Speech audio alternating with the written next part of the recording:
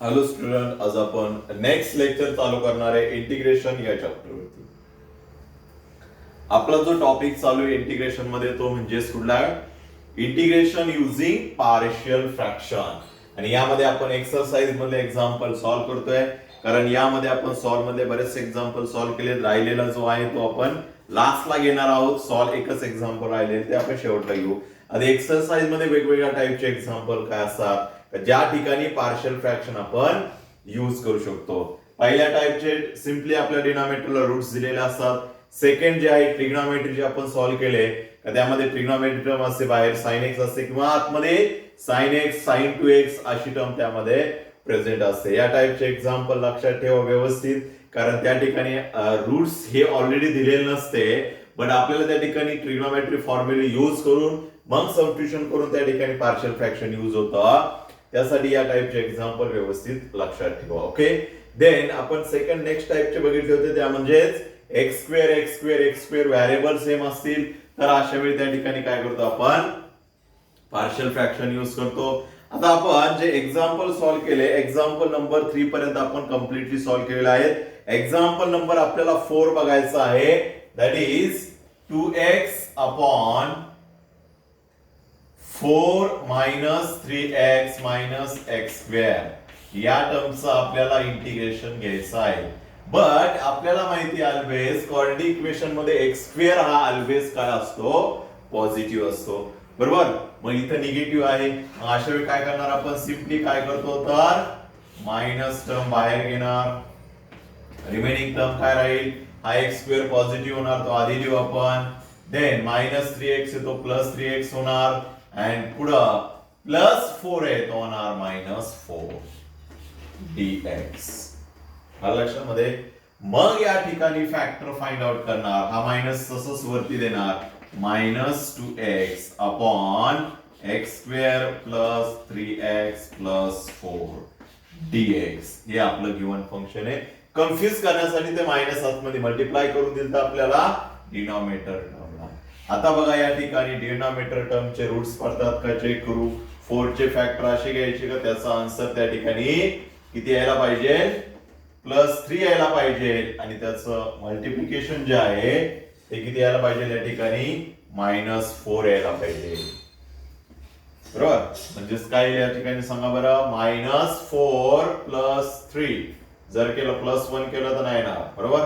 मग plus 4 minus 1 केलं तर त्या ठिकाणी प्लस 3 आन्सर येत आहे, आणि मल्टिप्लिकेशन केलं तर मायनस 4 येत आहे. म्हणजे या ठिकाणी आपल्याला डायरेक्टली फॅक्टर भेटतील मायनस 2x अपॉन काय फॅक्टर भेटतील? इथं जर कॉन्स्टंट असेल तर आपण ते जे फॅक्टर डायरेक्टली लिहायचे, काही त्या ठिकाणी चेंज करायचं नाही. That is x plus 4 x minus 1 हे फॅक्टर आपण डायरेक्टली लिहायचे कधी? ज्यावेळी इथं कॉन्स्टंट असेल. कॉन्स्टंट नसेल त्यावेळी, कॉन्स्टंट असेल तर आपल्याला ही टर्म स्प्लिट करून मग त्याचे फॅक्टर खाली राईट करावं लागतात. आता बघा त्या ठिकाणी डिनॉमिनेटरला व्यवस्थित आपल्याला 2 रूट्स भेटले या ठिकाणी. म्हणजे या ठिकाणी आपल्याकडे यूज होणार मेथड ती म्हणजे पार्शियल फ्रॅक्शन. आणि पार्शियल फ्रॅक्शन आपण कसे फाइंड आउट करतो तर which is depend on types of root. कुठल्या टाइपचे रूट्स भेटले आपल्याला? दोन्ही वेगवेगळ्या टाइपचे, म्हणजेच नॉन रिपीटेड. मग या टर्मचा आपण पार्शियल फॉर्म फाइंड आउट करणार, that is partial fraction find out करणार. पार्शियल फ्रॅक्शन काय फाइंड आउट करणार? पार्शियल फ्रॅक्शन कुठल्या टर्मचे? जे आपल्याला फंक्शन दिले त्या टर्मचे, that is minus 2x upon x plus 4 and x minus 1 या टर्मचे पार्शियल फ्रॅक्शन फाइंड आउट करण्यासाठी आपण फाइंड आउट करणार. म्हणजेच पार्शियल फ्रॅक्शन जे आहे ते फाइंड आउट करण्यासाठी आपण सुरुवातीला करतो पार्शियल फॉर्म. मग पार्शियल फॉर्म काय येणार या ठिकाणी? a upon first root that is x plus 4 पुढं plus b upon second root that is x minus 1. हा झाला पार्शियल फॉर्म. पार्शियल फॉर्म झाल्यानंतर पुढे काय करतो? त्या ठिकाणी मग ही जी डिव्हाइड टर्म इकडे मल्टिप्लाय करणार, इकडे काय राहील? Minus 2x is equal to a upon x plus 4 आणि ही जी दोन्ही टर्म त्याला मल्टिप्लाय होणार, x plus 4 x minus 1 plus b upon x minus 1 x plus 4 and x minus 1. मग या ठिकाणी सेम रूट जो आहे तो त्या ठिकाणी कॅन्सल होतो. That is x plus 4 minus 2x is equal to a into x minus 1 plus b into x minus 1 cancel. Remaining राहिला x प्लस 4. एक्स प्लस 4 राहिला. म्हणजे त्या ठिकाणी बघा हे जे इक्वेशन राहतं या इक्वेशन वरून आपण फाइंड आउट करणार त्या ठिकाणी व्हॅल्यू ऑफ ए आणि बी. कशी फाइंड आउट करतो आता आपलं भरपूर एक्झाम्पल झाला. यामध्ये एक ची व्हॅल्यू पुट करणार. कुठली रूट्स जे आहेत ते चेक करायचे. कुठले एक्स प्लस 4 0 कधी येणार ज्यावेळी एक्स ची व्हॅल्यू -4 असेल त्यावेळी. मग इथं जे जर एक्स आहे त्या ठिकाणी आपण व्हॅल्यू पुट करणार कुठली -4. म्हणजे -2 इंटू -4 काय होणार a इंटू पुढं -4 -1 प्लस b इंटू -4 प्लस 4. ही टर्म काय होणार 0. आपल्याला भेटेल value of a. Minus minus plus 4 into 2 that is 8. a -4 -1 -5. 8 upon -5 is equal to a. ही झाली a ची व्हॅल्यू. पुढे फाइंड आउट करणार b. मग b फाइंड आउट करण्यासाठी आपल्याला परत एक ची दुसरी व्हॅल्यू पुट करावं लागणार आहे. एक ची व्हॅल्यू काय त्या ठिकाणी दुसरी व्हॅल्यू x ची दुसरी व्हॅल्यू काय त्या ठिकाणी दुसरा रूट चेक करणार. x -1 दॅट इज x ची व्हॅल्यू येणार पुट 1. या इक्वेशन मध्ये पुट करायची. काय होणार 2 into 1 is equal to a 1 -1 plus b into 1 plus 4 झाला. मग या ठिकाणी -2 into 1 that is -2 is equal to a into 0 plus b into काय होणार त्या ठिकाणी 5. -2 is equal to b into 5 that is b is equal to होणार -2 upon 5. दोन्ही व्हॅल्यू आपल्याला भेटल्या. आलेल्या व्हॅल्यू पार्शियल फॉर्म मध्ये पुट करणार. तेच असणार त्या टर्मचे पार्शियल फ्रॅक्शन. देअरफॉर काय होणार या ठिकाणी a ची व्हॅल्यू काय या ठिकाणी आलेली आहे -8 upon 5 -8 upon 5 divided by x plus 4 मध्ये पुढं प्लस हे plus sign. b upon b ची व्हॅल्यू काय आली -2 upon 5 divided by x minus 1. या टर्मचं काय घेणार आपण इंटिग्रेशन. आणि -8 अपॉन 5 कॉन्स्टंट हे बाहेर लिहिला आपण. मग रिमेनिंग टर्मचं इंटिग्रेशन काय येणार खालच्या टर्मचं डेरिव्हेटिव्ह वरती येतो. म्हणजेच डायरेक्टली येणार त्या ठिकाणी log of x plus 4 plus -2 upon 5 जो आहे त्या ठिकाणी काय येणार log of x minus 1 plus c. लक्षामध्ये ओके. देन हे झालं आपलं एक्झाम्पल नंबर आपण सॉल्व केले दॅट इज 4. लक्षामध्ये. देन जे मी तुम्हाला एक्झाम्पल सॉल्व करायला सांगणार आहेत ते तुम्ही सॉल्व करायचे आहेत सिक्वेन्स वाईज. आपलं हे एक्झाम्पल झालंय. पुढलं जर होमवर्क असेल तर आधी पुढलं सॉल्व करायचं. लेक्चर तोपर्यंत पॉज करायचं आणि मग पुढे लेक्चर त्या ठिकाणी कंटिन्यू करायचं किंवा तिथं स्पेस सोडून द्यायचा. पुढे एक्झाम्पल कंटिन्यू करणार. देन नेक्स्ट जे बघा आहे ते तुम्ही आता होमवर्क मध्ये सॉल्व करायचं आहे. That is x² plus x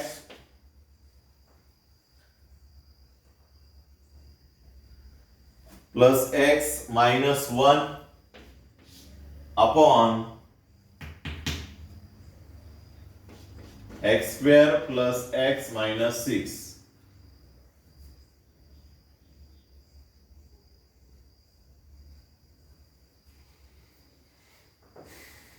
हे जे आहे तुम्ही सॉल्व करायचं आहे.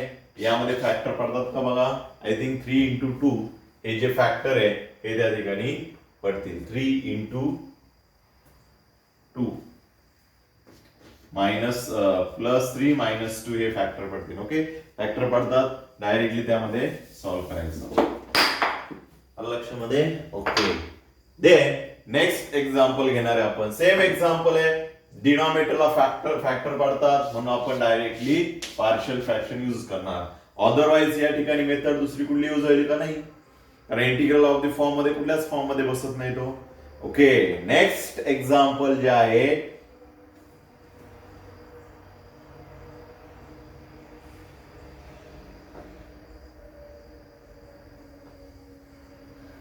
नेक्स्ट एक्झाम्पल जे आहे ते बघा, example number 6.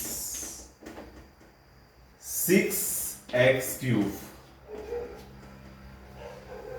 Plus 5x² minus 7 then 3x². इथं बघा या एक्झाम्पल मध्ये पॉवर सेम आहे. ओके सॉरी, हे एक्झाम्पल पार्शल फ्रॅक्शन नी होणार नाही सॉल्व. ओके, बरं लक्षात आलं आपल्या. इथं पॉवर सेम आहे. आपण कंडिशन काय टाकली, power of numerator is always greater than काय पाहिजे त्या ठिकाणी, power of denominator is always greater than numerator पाहिजे. म्हणजे हे एक्झाम्पल आपण पार्शल फ्रॅक्शनच्या कंडिशन सॅटिस्फाय होत नाही. मग अशा वेळी काय करतो आपण, ज्यावेळी पॉवर सेम असेल किंवा न्यूमेटरची पॉवर ही डिनॉमिनेटर पेक्षा ग्रेटर असेल तर अशा वेळी त्यामध्ये डिव्हिजन करणार आपण. कशाची डिव्हिजन करणार, देन काय होणार या ठिकाणी डिव्हिजन केल्यानंतर बघा, x² प्लस x मायनस 1 या टर्मला डिव्हाइड करणार x² प्लस x मायनस 6 नी. लक्षात ठेवा, पॉवर जरी सेम असला तरी त्या टर्मची त्या ठिकाणी पार्शल फ्रॅक्शन पडत नाही. आणि न्यूमेटरचा पॉवर डिनॉमिनेटर पेक्षा ग्रेटर असेल तर तो पडणारच नाही त्या ठिकाणी पार्शल फ्रॅक्शन. ही डिनॉमिनेटर जो आहे तो ऑलवेज न्यूमेटर पेक्षा ग्रेटर पाहिजे. न्यूमेरेटर पेक्षा डिनॉमिनेटर हा ग्रेटर पाहिजे. इक्वल जरी असेल तरी त्या ठिकाणी पार्शल फ्रॅक्शन पडणार नाही. मग अशा वेळी काय करणार, ऑब्विसली त्यामध्ये काय करतो आपण, डिव्हिजन.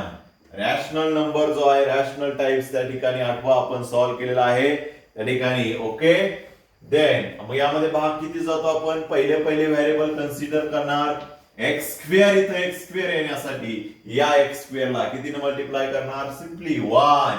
1 ने आपण सगळ्या टर्मला मल्टिप्लाय करतो. 1 into x² that is x², 1 into plus x that is plus x, 1 into minus 6 आणि सगळ्यांची सबट्रॅक्शन करणार.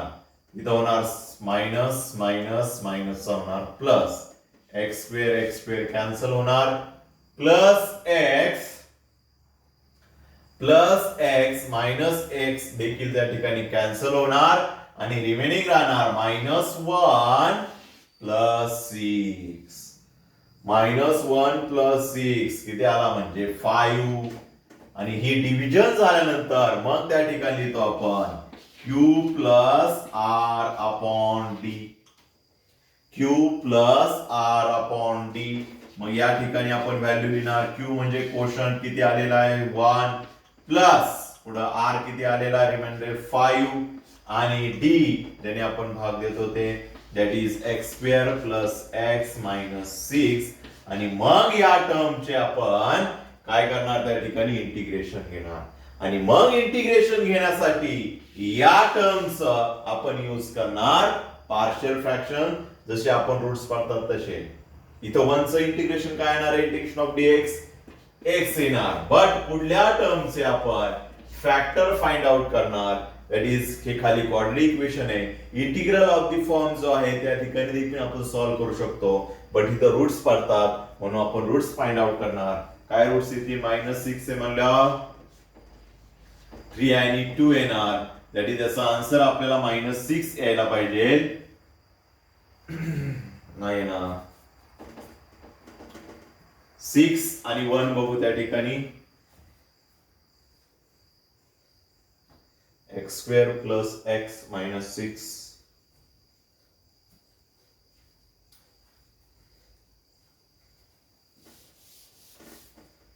आय थिंक 3 आणि 2 से ना 3 आणि 2 यांचं मल्टिप्लिकेशन -6 यायला पाहिजे आणि ऍडिशन सबट्रॅक्शन किती यायला पाहिजे +1 यायला पाहिजे. 3 - 2 +1 आणि मल्टिप्लिकेशन -3 म्हणजे यात रूट पडतात. That is x. आता इथं कॉन्स्टंट नाहीये, डायरेक्टली रूट्स लिहू शकतो. 3 ला कुठलं साइन आलंय प्लस आणि 2 ला मायनस म्हणजे इथं डायरेक्ट लिहिणार x + 3 and x - 2. म्हणजे इथं आपण या टर्मचं युझिंग पार्शियल फ्रॅक्शनने घेणार आणि ही टर्म जी आहे ती शेवटपर्यंत तशीच ठेवत जाणार. म्हणजे आधी इथं पार्शियल फ्रॅक्शन काढणार, ते इथं येणार, त्याचं इंटिग्रेशन घेणार आणि एक्स जो आहे तो तसाच लिहायचा. लक्षामध्ये बघा, वेगळ्या टाईपचं एक्झाम्पल आहे बरं, आपल्याला लवकर लक्षात आलं. यामध्ये पॉवर जी आहे ती डिनॉमिनेटरची ऑलवेज ग्रेटर असेल तरच त्या ठिकाणी पार्शियल फ्रॅक्शन फाइंड आउट करू शकतो. आपण कंडिशन मध्ये बघितलंय. लक्षामध्ये थोडं वेगळ्या टाईपचं एक्झाम्पल आहे, व्यवस्थित लिहून घ्या त्या ठिकाणी आणि समजून घ्या. डिव्हिजन कशी करायची हे आपण रॅशनल टाइप मध्ये बघितलं आहे. आठवलं नसेल तर पाठीमागं नोटबुक ओपन करा, कुठल्याही नोटबुक मध्ये असेल शोधा ते, ओके, आणि मग त्या ठिकाणी सॉल्व.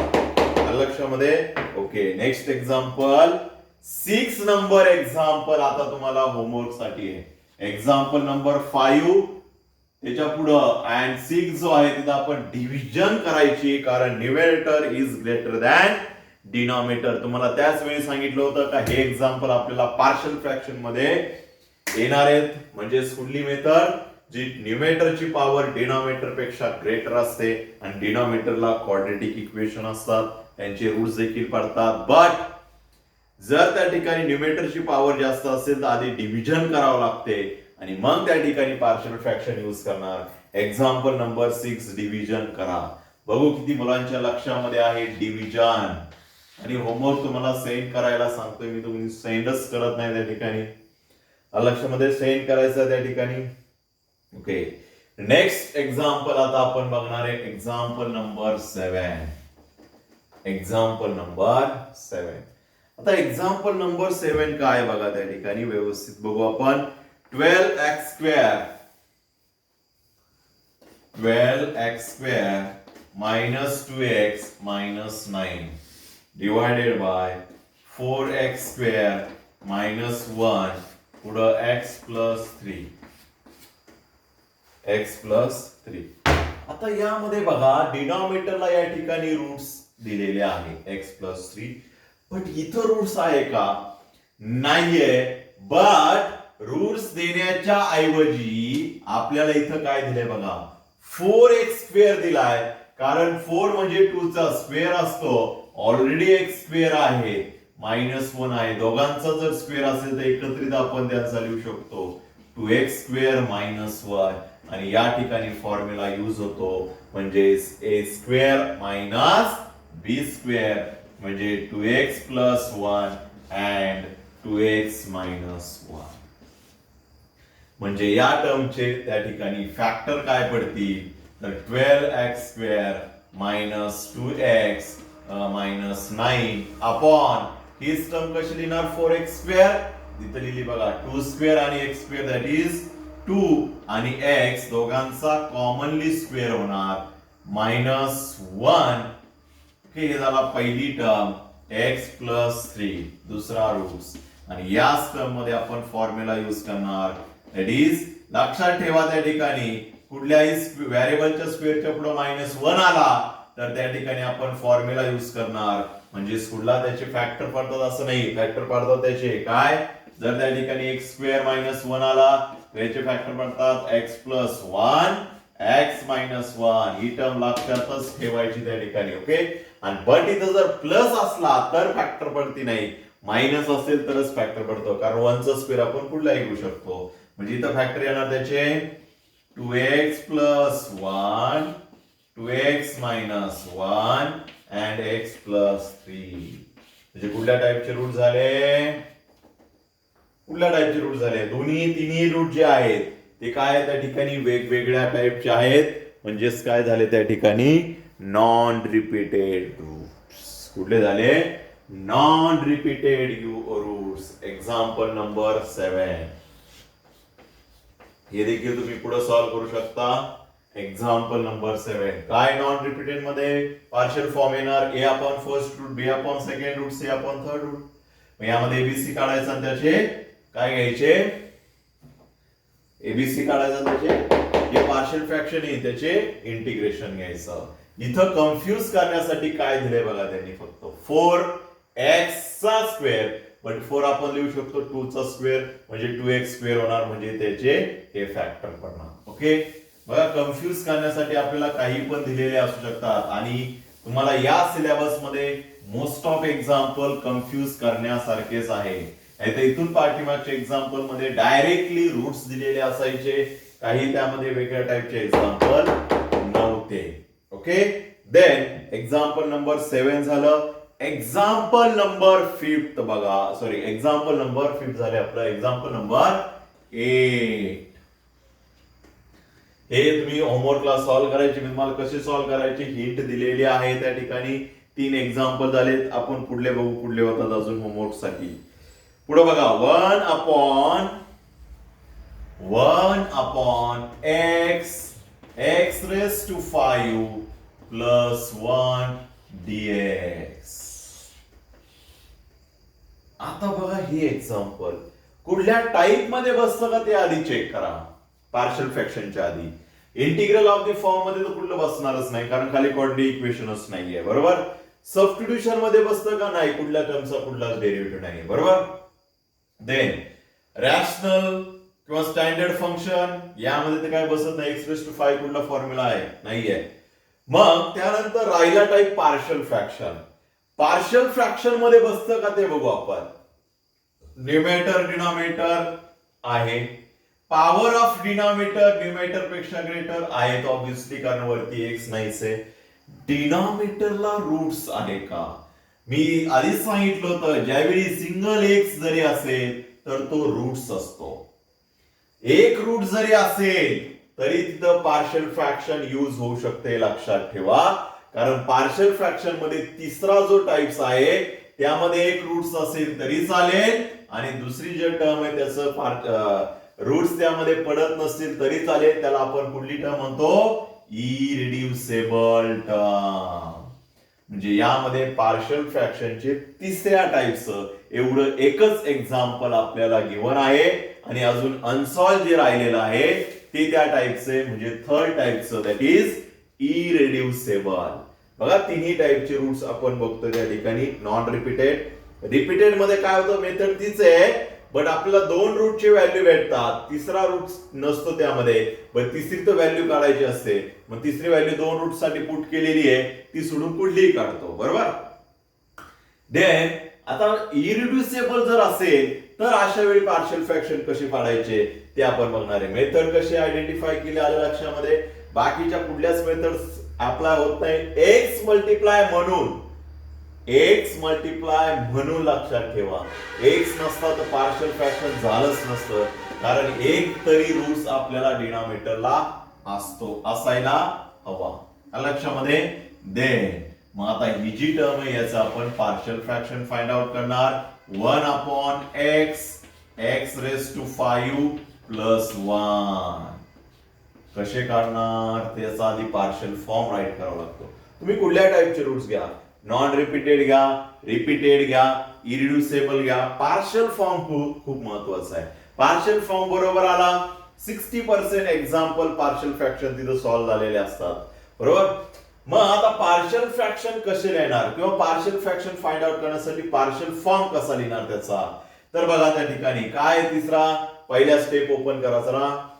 ज्या स्टेप पहिला जो स्टार्ट करण्याच्या आधी ज्या पहिल्यांदा स्टेप तुम्हाला दिलेल्या आहे त्यामध्ये चेक करा की पार्शियल फॉर्म कसा असतो. इरिड्युसिबल रूट्स असतील त्यावेळी काय असतो, तर ए अपॉन जो रूट्स इरिड्युसिबल आहे म्हणजे जो रूट्स दिलेला आहे तो म्हणजे कुठला एक्स प्लस पुढा, आणि जो इरिड्युसिबल जो असतो त्याच्यावरती आपण बी आणि सी असं सेपरेट लिहित नाही तर एकत्रित लिहितो आपण, that is bx plus C.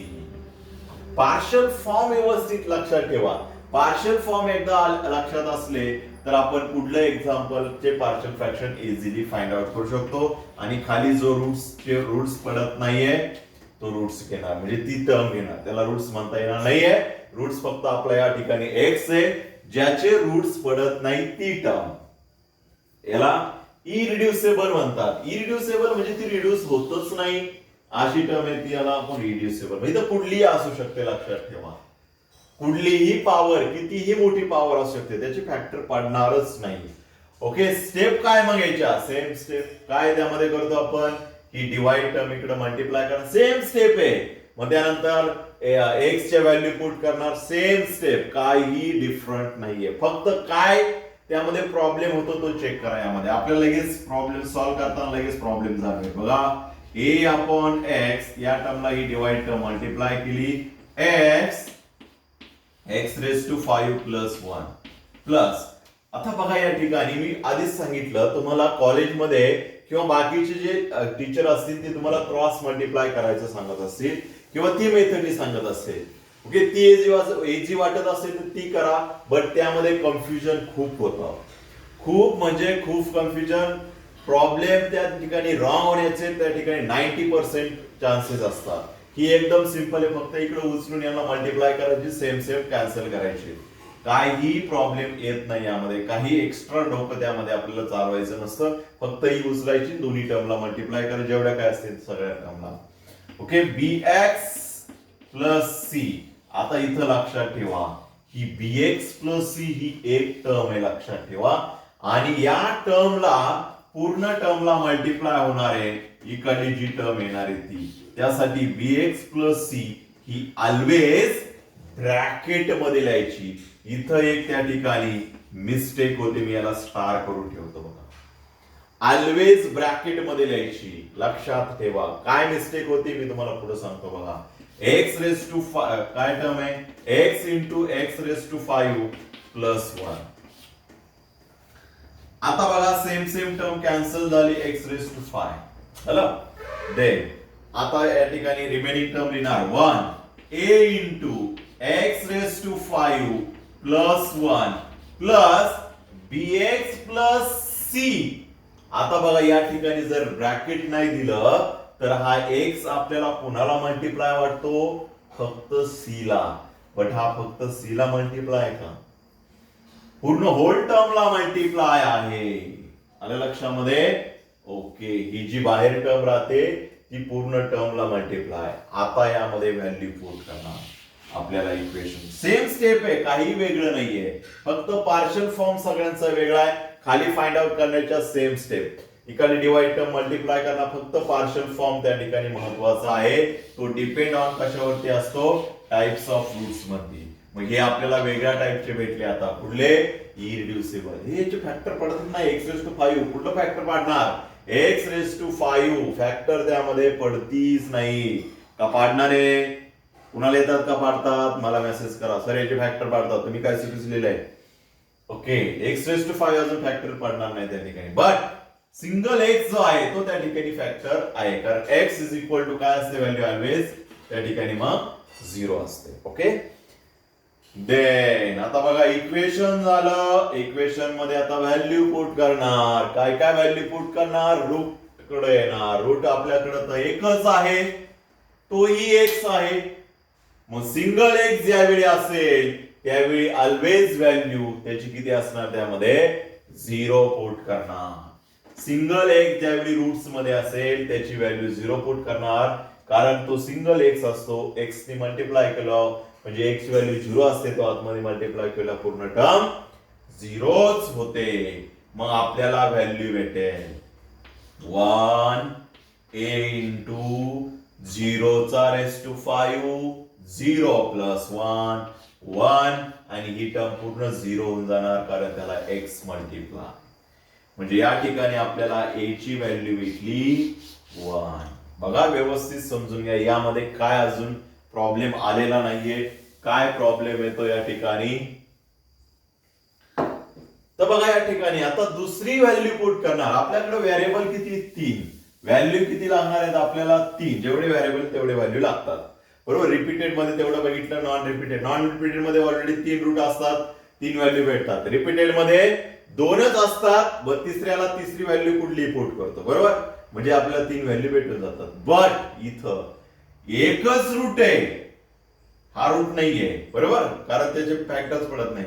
आणि व्हॅल्यू किती काढायच्यात आपल्याला, 3. 1 2 3 आपल्याला भेटली एक. आता दुसरं रूट कुठून आणणार, दुसरा तर रूट नाहीये, व्हॅल्यू तर आपल्याला काढायची आहे. मग अशा वेळी काय सेम फॉर्म्युला का ती व्हॅल्यू सोडून कुठलीही व्हॅल्यू पुट करणार, ती व्हॅल्यू सोडून कुठलीही व्हॅल्यू त्या ठिकाणी पुट करणार. ओके, कुठली पुट करणार मग 0 सोडून सिंपल व्हॅल्यू 1 पुट करू. काय व्हॅल्यू पुट करू 1. बट या ठिकाणी अजून एखादी व्हॅल्यू येते का जेणेकरून या ठिकाणी हा जो रूट आहे तो 0 होईल. इथं बघा पुट करून ही याचं 0 आन्सर येऊ शकतं का पुढल्या टर्मला? येऊ शकतं. हे रूट नाहीये बट आपल्याला 180 व्हॅल्यू आहे का ती वेळ पुट केली तर ही टर्म 0 होईल. रूट्स नाही तो 180 व्हॅल्यू पुट करायची कारण ही सुद्धा आपण कुठली व्हॅल्यू पुट करू शकतो बरोबर. मग कुठली व्हॅल्यू पुट केल्यानंतर आपल्याला या टर्मचा आन्सर 0 येईल. थोडं लॉजिक यूज करा बरं. +1 आहे म्हणजे इथे किती यायला पाहिजे -1. मग -1 आन्सर हे कुठल्या टर्मला येईल जर आपण x ची व्हॅल्यू पुट करणार -1. हा रूट नाही, मी परत तेच सांगतोय रूट नाहीये बट यामध्ये 180 व्हॅल्यू पुट केली का त्याचा आन्सर 0 येऊ शकतं. फक्त ऑड पॉवर असेल तरच येणार, अदरवाइज नाही येणार. ऑड पॉवर असेल तरच इथं मायनस आन्सर येऊ शकतं, अदरवाइज नाही येऊ शकत. म्हणजे x -1 पुट केला तर -1⁵ -1 येतं, -1 + 1 0 येतं. ही जर व्हॅल्यू यामध्ये पुट केली तर 1 ही टर्म 0 होणार बरोबर. आपल्याला व्हॅल्यू ही भेटेल दॅट इज bx, x ची व्हॅल्यू 1 प्लस c त्याला इंटू x व्हॅल्यू 1.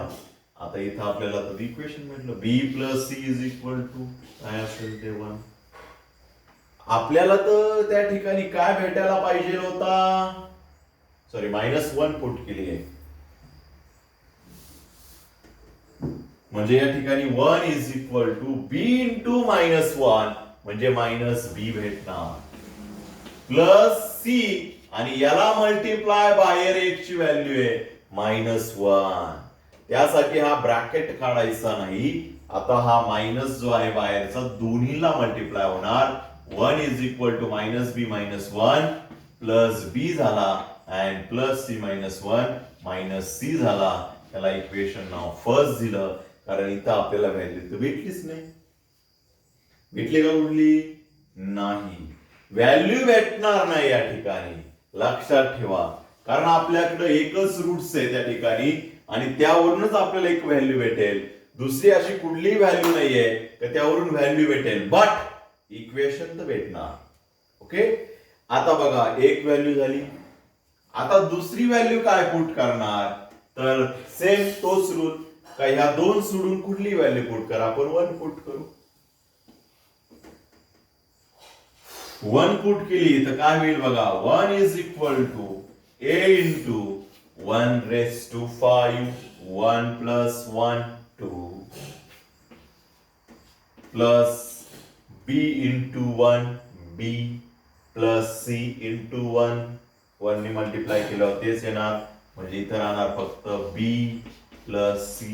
यामध्ये आपल्याला व्हॅल्यू कसली माहिती आधी काढली का कुठली काढली आहे a ची. ती व्हॅल्यू या ठिकाणी पुट करणार that is 2 plus b minus c plus c plus 2 इकडे आल्यानंतर -2 1 -2 that is -1 is equal to b plus c. Equation number या ठिकाणी झालं 2. इक्वेशन नंबर काय झालं 2 झालं. आता इथं बी आता 2 इक्वेशन भेटले यावरून आपण व्हॅल्यू तर काढू शकतो b plus c b minus c जी आहे ती. दोघांची काय करावं लागेल ऍडिशन जेणेकरून plus c minus c cancel होणार. Add first and second. 1 b minus c minus 1 b plus c minus c cancel. b plus b twice b is equal to 1 0 झाला म्हणजेच b ची व्हॅल्यू किती आली 0 कारण 2 डिवाइड होणार that is 0. b is equal to किती आला 0. b ची व्हॅल्यू किती झाली 0. आता c ची किती येतो काढू. b ची 0 आहे बरोबर. कुठल्या तर एका इक्वेशन मध्ये पुट करायची. पुट इन इक्वेशन फर्स्ट करू वाटलंस काय होईल या ठिकाणी 1 is equal to B minus C. B ची व्हॅल्यू 0 आहे. 0 minus C that is C is equal to होणार -1. हा मायनस इकडे येणार म्हणजे काय होणार मायनस. तिन्ही व्हॅल्यू झाल्या. तिन्ही व्हॅल्यू आता यामध्ये पुट करणार पार्शियल फॉर्म मध्ये. काय होईल बघा. पार्शियल फॉर्म आला या ठिकाणी a अपॉन a ची व्हॅल्यू काय भेटली 1 upon x plus bx. But इथं b ची व्हॅल्यू 0. ही टर्म 0 झाली. c राहिला. c ची व्हॅल्यू किती आहे -1 upon x raise to 5 plus 1 into dx. आता या टर्मचं इंटिग्रेशन घ्यायचं. आता या टर्मचं इंटिग्रेशन घेणार कसं. -1 अपॉन x रेस टू याचं 3 लॉग ऑफ. इथं कसं येणार.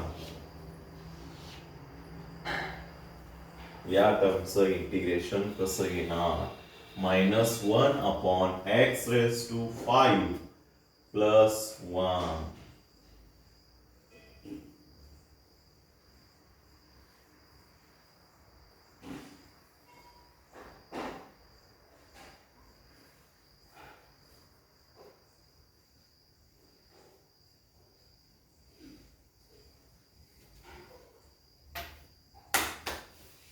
x रेस टू 5 प्लस 1 कसं घेणार. तर सिम्पली डिवाइड टर्म वरती घ्यायची किंवा कंपोजिट फंक्शन नुसार घेणार. काय घेणार कंपोजिट फंक्शन नुसार. या टर्मला x पुट करणार. इथं स्क्वेअर नाहीये म्हणजे इन्व्हर्सचे फॉर्म्युले यूज होणार नाहीये. याला x पुट करणार 1 मायनस इथे येणार 1 अपॉन x. पहिलं फंक्शन झालं दॅट इज लॉग ऑफ आणि डिवायडेड बाय जिथं x असायला पाहिजे टर्मचं डेरिव्हेटिव्ह. बरोबर. ओके. कंपोजिट नुसार त्याचं डेरिव्हेटिव्ह घेणार. बरं ठीक आहे आपण घेऊ त्या ठिकाणी 1 अपॉन x चं काय येईल लॉग ऑफ x प्लस चा इथं मायनस होणार. हा मायनस इकडे देऊन ठेवला. पहिलं फंक्शन काय होणार. या टर्मला आपण x म्हणजे u पुट करतो. 1 अपॉन u चं integration that is 1 upon x चं इंटिग्रेशन लॉग म्हणजे इथे येणार log of x raise to 5 plus 1 divided by second फंक्शनचा डेरिव्हेटिव्ह ज्याला आपण x पुट करतो. x रेस टू 5 प्लस 1 चा 5 x रेस टू काय असतो n-1 that is 4 plus c. हा झाला इंटिग्रेशन. कुठल्या टाइपचे रूट झाले नवीन आहे. इरिड्युसिबल त्या ठिकाणी रूट झाले. लक्षात ठेवा इरिड्युसिबल रूट्स जे आहेत ते आपण त्या ठिकाणी फाइंड आउट केले. इरिड्युसिबल चे पार्शियल फ्रॅक्शन कसे काढायचे सेम स्टेप आहे. की डिवाइड फक्त पार्शियल फॉर्म महत्वाचा आहे. पार्शियल फॉर्म a अपॉन जो रूट्स असेल तो आणि bx प्लस a अपॉन जो इरिड्युसिबल असेल तो. एक्झाम्पल नंबर आपण किती सॉल्व्ह केलाय 8 नंबर सॉल्व्ह केलाय. किती 8 नंबर. आता बघू पुढलं नेक्स्ट एक्झाम्पल काय. सगळे एक्झाम्पल न्यू आहेत त्यामुळे एवढेच एक्झाम्पल परफेक्ट करायचे.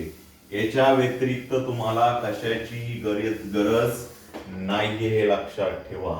हे होमवर्क तुम्ही लक्षात ठेवा. 5, 6 अँड 7. आता बघू त्या ठिकाणी 8 झालं. 9 नंबर काय दिलेला आहे.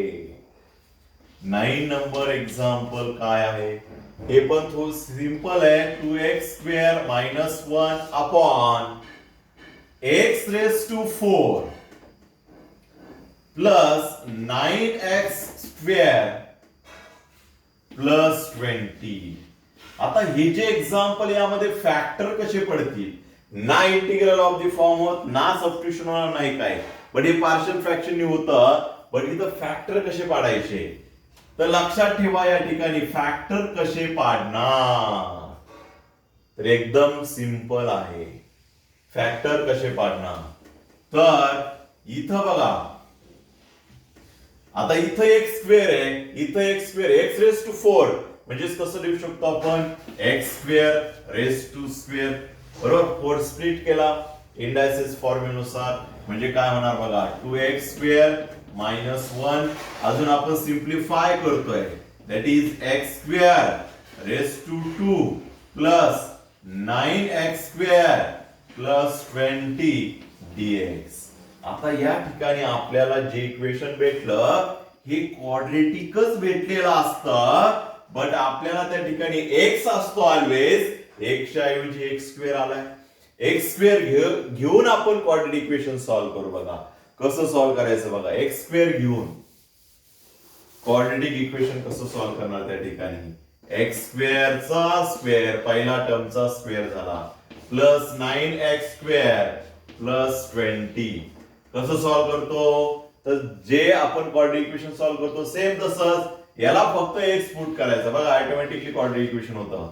इथं जर एक्स असला इथं एक्स असला तर झालं क्वाड्रेटिक इक्वेशन. स्क्वेअर तर आहे मग काय करणार, इथं कॉन्स्टंट टर्म आहे म्हणजे 20 स्प्लिट करणार. कसं स्प्लिट करणार, that is 10 and 2. 10 and 2 10 and 2 बरोबर होते का. त्यामध्ये 9 येईल का, नाही येणार. 9 आन्सर याचं येऊ शकत नाही. दुसरा येतो 4 and 5, 9 आन्सर येऊ शकतो बरोबर. मग कुठलं साइन देणार, प्लस अँड प्लस. आता इथं कॉन्स्टंट नाहीये मग डायरेक्टली फॅक्टर लिहू शकतो, बट इथं ओनली एक्स नाही येणार कारण एक्सच्या ऐवजी काय येतं, एक्स स्क्वेअर आहे. एक्स स्क्वेअर प्लस 4 येणार आणि एक्स स्क्वेअर प्लस 5 येणार. काय कन्फ्युज करण्यासाठी आपल्याला एक्सच्या ऐवजी एक्स स्क्वेअर आणि त्याचा इकडं स्क्वेअर दिलेला आहे. फक्त इथं एक्स रेस टू 4 तो आपल्याला गिवन नाहीये स्क्वेअर, मग तो आपण ऍडजस्ट केला एक्स रेस टू 2 याचा स्क्वेअर म्हणजे इथे याची फॅक्टर येणार 2x square minus 1 upon x square plus 4 and x square plus 5. आता बघा हे एक्झाम्पल कुठल्या टाइपचं झालं आठवा जरा.